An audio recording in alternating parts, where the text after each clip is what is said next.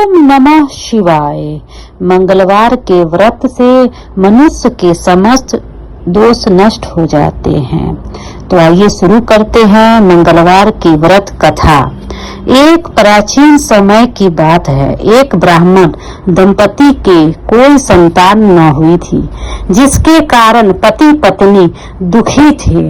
वह ब्राह्मण हनुमान जी की पूजा हेतु वन में चला गया। वह पूजा के साथ महावीर जी से एक पुत्र की कामना प्रकट किया करता था।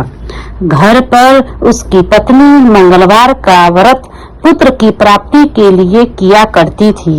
मंगलवार के दिन व्रत का भोजन बनाकर हनुमान जी को भोग लगाने का बाद स्वयं भोजन ग्रहण करती थी।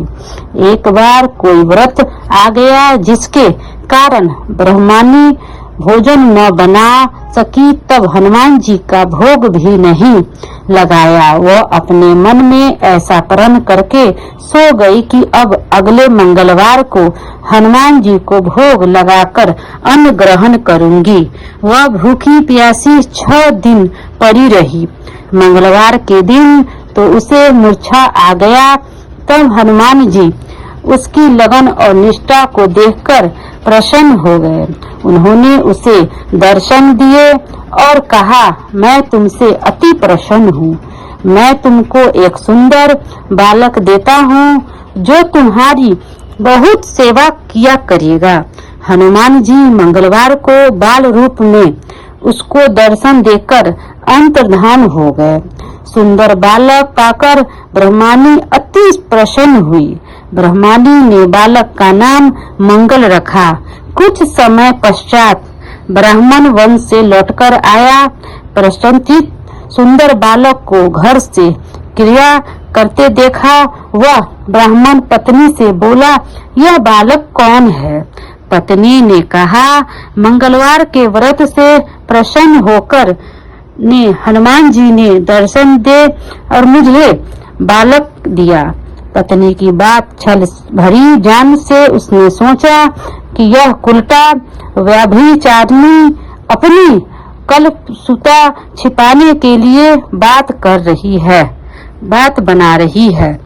एक दिन उसका पति कुएं पर पानी भरने चला तो पत्नी ने कहा, मंगल को भी साथ ले जाओ।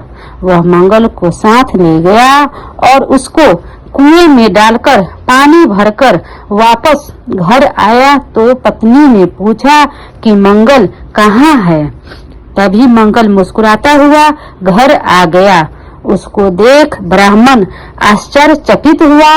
रात्रि को उसको पति से हनुमान जी ने स्वप्न में कहा कि यह बालक मैंने दिया है, तुम पत्नी को कुलटा क्यों कहते हो? पति यह जानकर हर्षित हुआ। फिर पति पत्नी मंगलवार का व्रत रख अपना जीवन आनंद पूर्वक व्यतीत करने लगे। जो मनुष्य मंगलवार व्रत कथा को पढ़ता है या सुनता है और नियम से व्रत रखता है, उसके हनुमान जी की कृपा से सब कष्ट दूर होकर सर्व सुख प्राप्त होते हैं। जय श्री हनुमान। ये भगवान।